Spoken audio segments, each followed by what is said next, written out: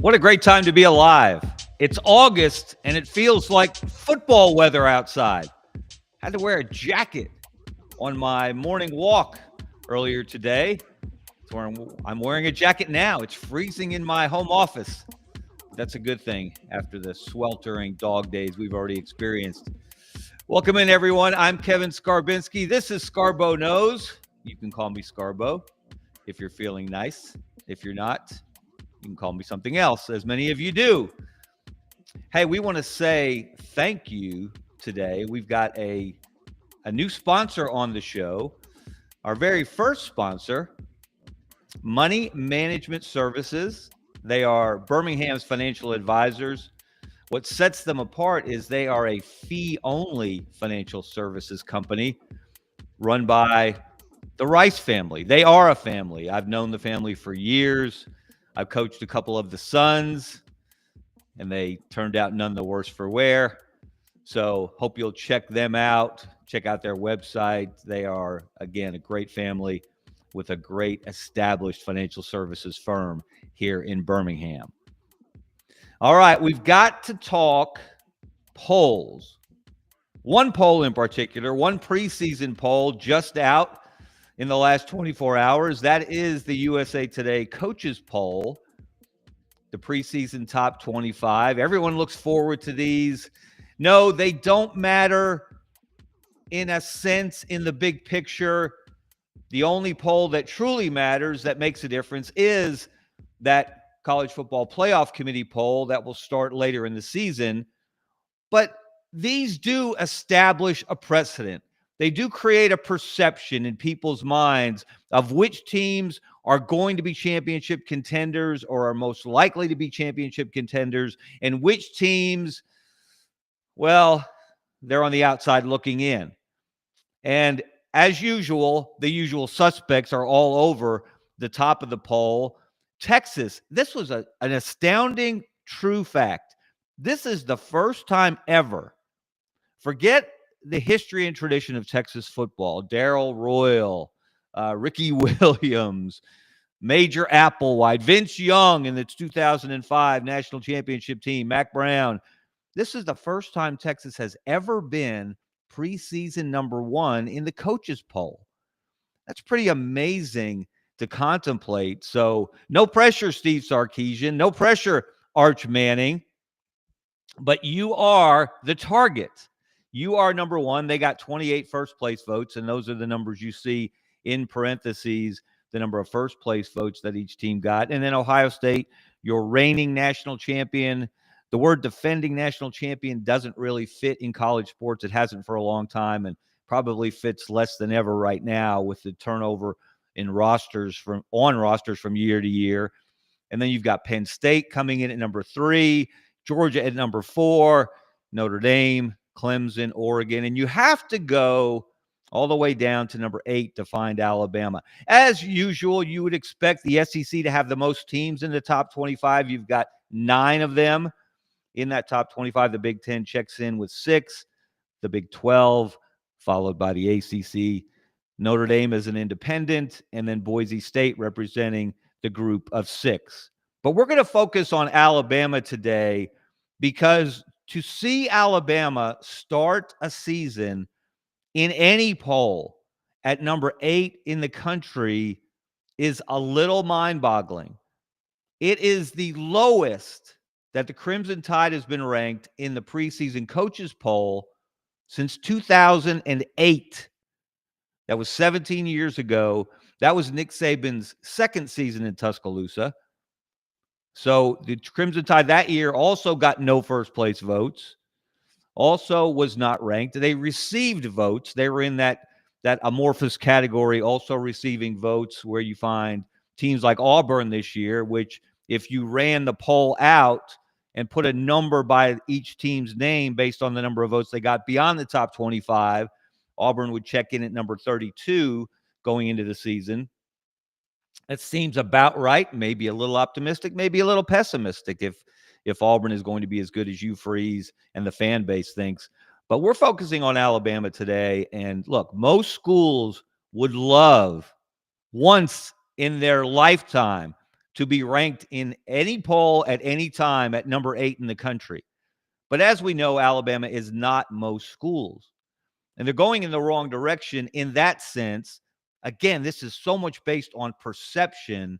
And the perception is Alabama's not going to win the national championship. They're not going to win the SEC championship because you see 2 SEC teams ranked ahead of them in Texas and Georgia. Texas, again, at the top. So what does that tell us about the progression of Alabama football, especially the post-Saban impression of Alabama football? Let's look at where Alabama was ranked in the preseason coaches poll throughout the Nick Saban era. And you talk about respect. These are coaches, again. Well, we say coaches. It is the coaches poll. We have evidence through the years that maybe the coaches themselves don't sit down and pore over the starting lineups, returning starters, returning production to produce their preseason poll. They might get a little help from their sports information directors, but still, it is called the coaches poll. And look at where the coaches put Alabama to start every season going back to 2007. Again, Saban's first year in Tuscaloosa. His first 2 years, they didn't think a whole lot of the Crimson Tide. They received votes. They were in that category, but they were not in the top 25.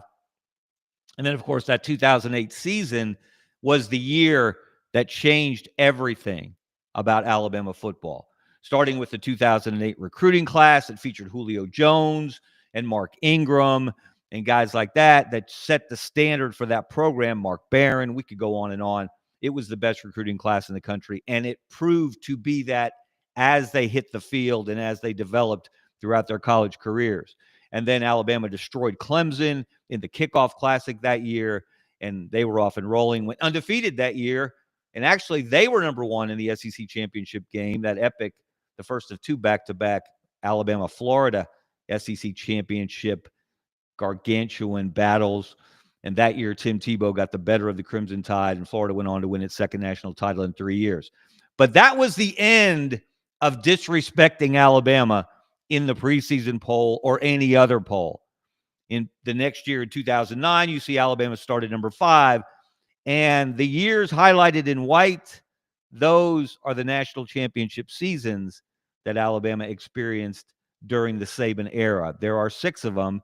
You see, as time went on, that they dwindled in frequency. You saw 3 in the first 6 years. You saw 2 in that next 6-year period, and then 1 in his final 6 years. Did not win it his last 3 years, which was the longest stretch of non-big ring seasons in Tuscaloosa. But this tells us something. This tells us that other coaches don't see Alabama as a championship program this year, year 2 under Kalen DeBoer. And I'll tell you what, if I'm Kalen DeBoer, I am loving this. I am having posters printed. And what I'm going to focus on is not the number 8 necessarily in front of Alabama's name, but when you go across on the top 25 chart and it has first place votes listed, I'm focusing on that 0. 0, not 1. There are 7 other SEC coaches besides Kalen DeBoer who are voting in this year's USA Today coaches poll. There are 67 coaches altogether. DeBoer is one of them. But 7 other SEC coaches have votes. And not one of them put Alabama number 1. Not Hugh Freeze from Auburn. Not Kirby Smart from Georgia. Not Mark Stoops from Kentucky. Not Clark Lee from Vanderbilt. Who else is on there? Billy Napier from Florida. Mike Elko from Texas A&M. And Eli Drinkwitz from Missouri. And I might, if I were Kalen DeBoer, I might go a little Animal House here. Drinkwitz, dead. Lee, dead. Freeze, dead. Smart, dead. Those men coach teams that will play Alabama this year. And imagine the affront. Not one of them gave Alabama a first place vote in the preseason poll. And again, I don't know how much Kalen DeBoer, we're still learning about him. We're still learning about his approach to the mental game, the mind games that go on. Nick Saban was a psychological genius in that way. He understood the mental game and focused on the mental game as much as any coach I think I've ever been around in any sport. Wimp Sanderson was an early forerunner, the longtime Alabama basketball coach, the winningest coach in Alabama basketball history. He focused a lot on the mental game. And Wimp put it as simply and directly as you could. In his mind, he said mental is to physical as 3 is to 1. He thought that's how important the mental part of the game was in building a championship team and a championship program. And then Saban came along and he really took it to another level. I mean, he worked with people like Kevin Elko, the renowned sports psychologist. And so Saban was always looking for ways to give his team an edge. We really don't know what DeBoer's style is there. It's interesting. I was on a radio show with Wimp Sanderson and his son Barry in Tuscaloosa. They do a daily show there in the mornings, and I'm a guest with them every Tuesday. We have some really interesting, spirited conversations during those visits. And Barry Sanderson asked me in our last visit, what would you say Alabama football is under Kalen DeBoer? What's its MO? What's its style? And I said, you know what? It's really still to be determined. I don't think we have enough evidence. We don't have a large enough sample size to know that. It seemed like that he ran a looser ship. And then Nick Saban, well, it didn't seem like it. That is true, was true last year, is true this year. They say they're working harder, but you didn't get to interview the strength coach at Alabama when Nick Saban was the coach. Scott Cochran, the longtime strength coach there, became a public figure. He became a media darling in a lot of ways. He was on the Jumbotron chanting, yeah, yeah, yeah, yeah, and just motivating the players. He had a presence above and beyond any staff member at Alabama in any position, let alone as a strength coach. But he didn't do interviews. We didn't get to visit with him, except on days like SEC championship games, after those games. Well, we didn't really interview him then. But when Alabama would play in the playoff, when they would play in the BCS championship game, on media day, when every staff member and every player was made available or was supposed to be made available, we didn't get to talk to Rolando McClain before the national championship game against Texas. They said that he had an upset stomach that day. And Rolando didn't really enjoy talking to the media. So I don't know how much of that was just nervousness or queasiness at the prospect of facing thousands and thousands of reporters asking him questions. But those were great opportunities to talk to other people on the Alabama staff that you normally didn't get under Saban. He was a one-voice guy.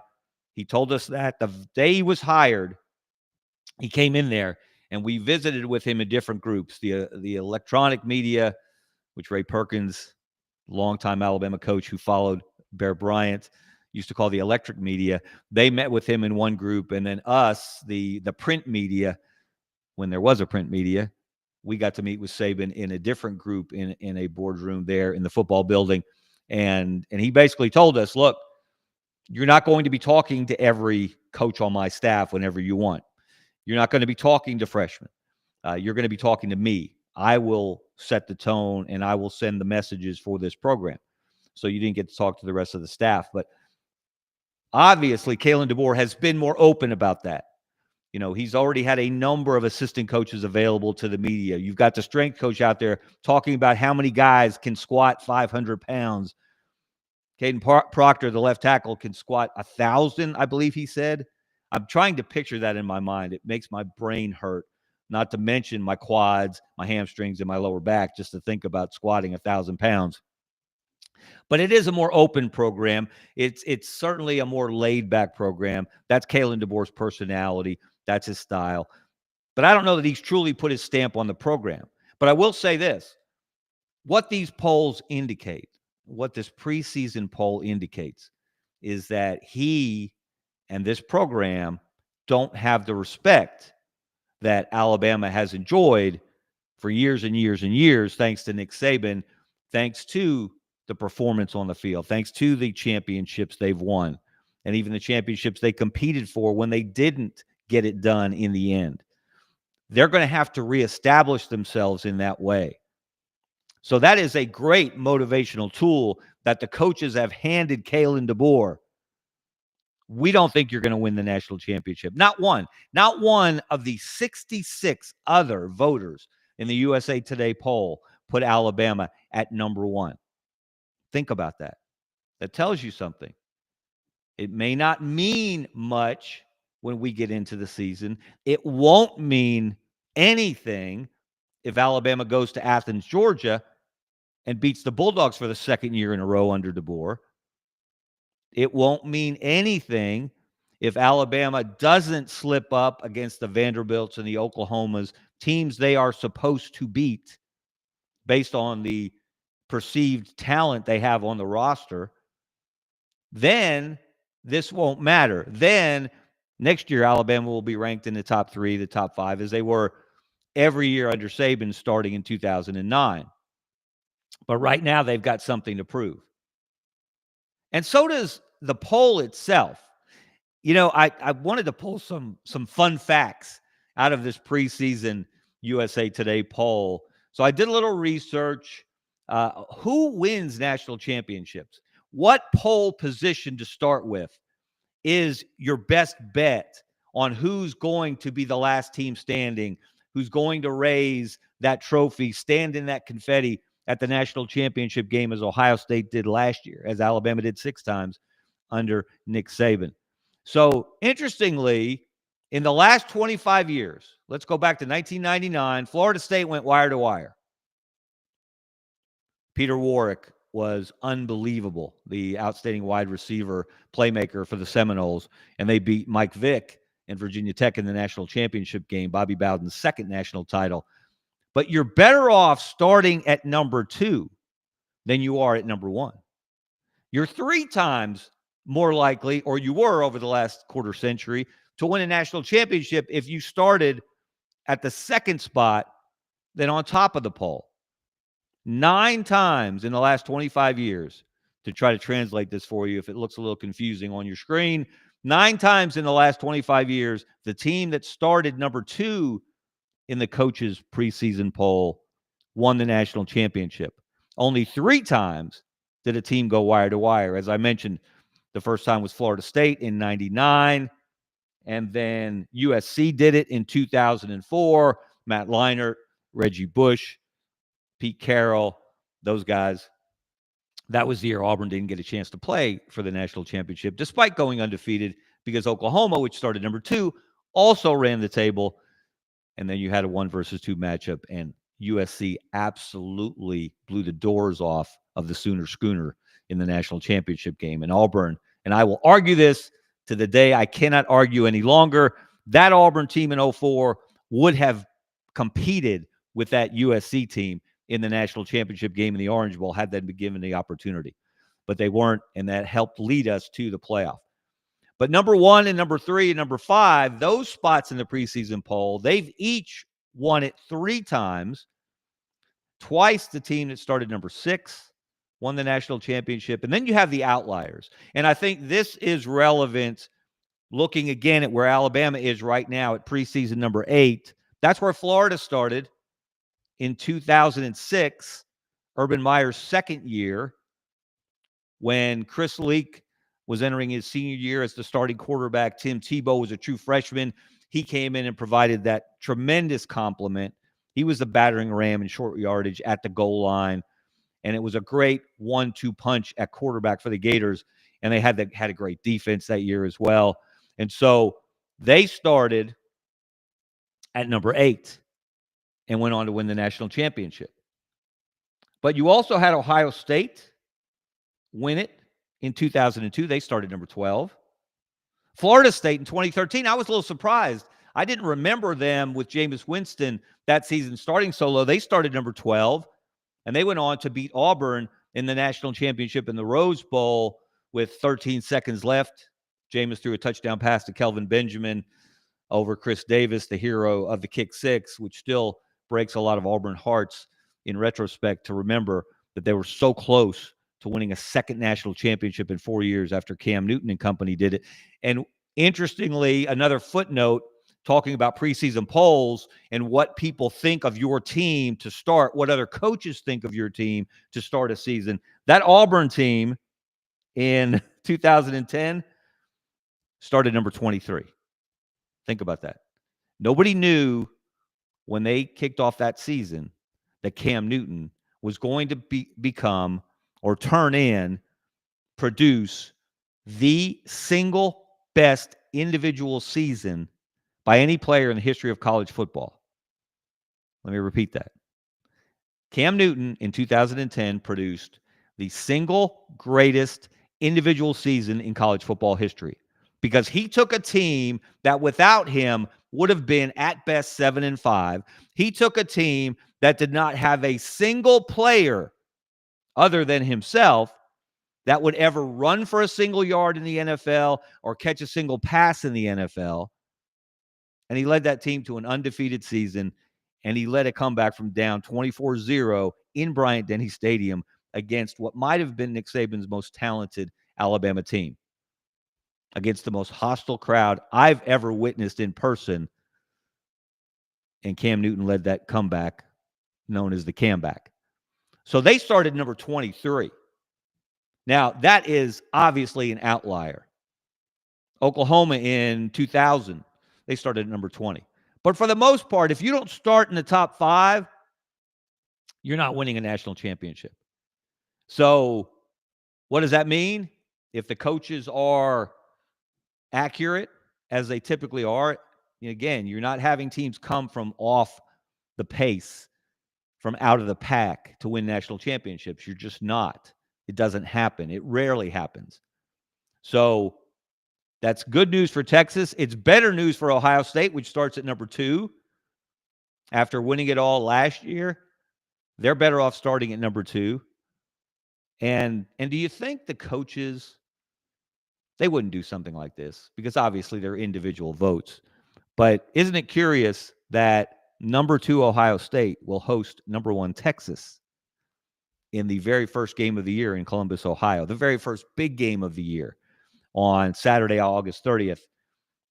That is the first time I believe we've ever had a 1 versus 2 matchup in game 1 of the season. So all the pressure is going to be on Texas. All the pressure is going to be on Arch Manning. All the pressure is going to be on Steve Sarkisian to live up to that number 1 ranking. And imagine the howling if Manning doesn't have a great game. Imagine the consternation, the wailing, the gnashing of teeth, the what's the opposite of all right? Matthew McConaughey weeping real tears in the horseshoe on Saturday evening, August 30th, if the Longhorns don't get it done. Of course, 1 loss is not going to knock you out of the playoff. It's not going to keep you from winning the SEC championship because that's not even a conference game, obviously. But that is a huge game to start the season, as is Alabama at Florida State. We talk a lot in this state about the Auburn at Baylor opener and what that means to Hugh Freeze in year 3. And it is a game of massive importance.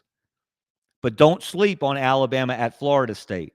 Don't think that this Florida State team is going to look like the last Florida State team that was completely discombobulated, that lost its way early and never regained it. They've got a mobile quarterback in Tommy Castellanos. They've got a new offensive coordinator in Gus Malzahn, who did his best work as both a coordinator and as a head coach when he had a mobile quarterback. Think Cam Newton. And Castellanos would be a pocket Cam Newton at his size, but think Nick Marshall. Gus Malzahn, game 1, with a new quarterback, a new offense, and Mike Norvell, the head coach of Florida State, he's an offensive guy also. So what does Alabama prepare for? Kane Womack, the Alabama defensive coordinator, said, we're going to have a pretty large package for that game to be prepared for a lot of different things. Do they spend too much time preparing for too many things? And will they be focused on the things that Florida State is going to lean on in that first game in Tallahassee? So Alabama has a chance. Now, Florida State does not have a lot of respect coming into this season. But Alabama has a chance to make a statement in game one. They have a chance to tell Hugh Freeze and Kirby Smart and Eli Drinkwitz and Clark Lee and the other SEC coaches and the other coaches from around the country who thought, yeah, these guys are going to be good, but they're not going to be great. Number 8 is not great if you're Alabama. Not in the preseason, not in midseason, not in November, and certainly not in January. Now, it beats where they finished last year after losing to Michigan. They finished number 17. Think about that. Alabama finishing a season number 17 in the coaches poll. That's unacceptable. And it will create people crawling out on ledges across this state if it happens again. I don't expect it will happen again. If Ty Simpson is what we think he can be as a first-year starter who's in his 4th year on campus, i.e. or e.g. or kind of sort of like Greg McElroy, first-year starter 2009, 4th year on campus. Mac Jones, 4th-year starter. First-year starter, 4th year on campus, 2020. They both won national championships. 4 of Alabama's 6 national championships under Nick Saban were won behind a first-year starting quarterback who was not inexperienced, who had spent time in the program, who was ready for his close-up.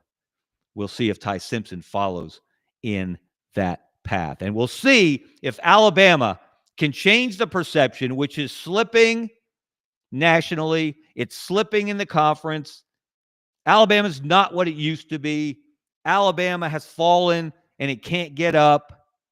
That's what people are saying when Alabama doesn't get a single first-place vote in the preseason coaches poll and when it finishes at number 8 in the preseason poll behind 2 other SEC teams. All right, Alabama, you've been challenged. We'll see if you can answer the bell. All right, that's going to do it for me, Kevin Scarbinsky, here on Scarbo Knows. Again, we want to welcome our first sponsor to the program, Money Management Services, Birmingham's financial advisors. Click the QR code, take a pic, visit their website, give them a call. The Rice family, good people doing great work for the people of Birmingham. Until next time, I'm Kevin Scarbinsky. See you. Since 1992, Money Management Services in Birmingham has provided individuals and business owners with trusted, fee-only financial advice. We're more than advisors, we're your financial family. From retirement planning to tax strategies and estate planning, our team builds personalized wealth management plans tailored to your life. At Money Management Services, we treat you like family, because when you walk through our doors, you become part of ours.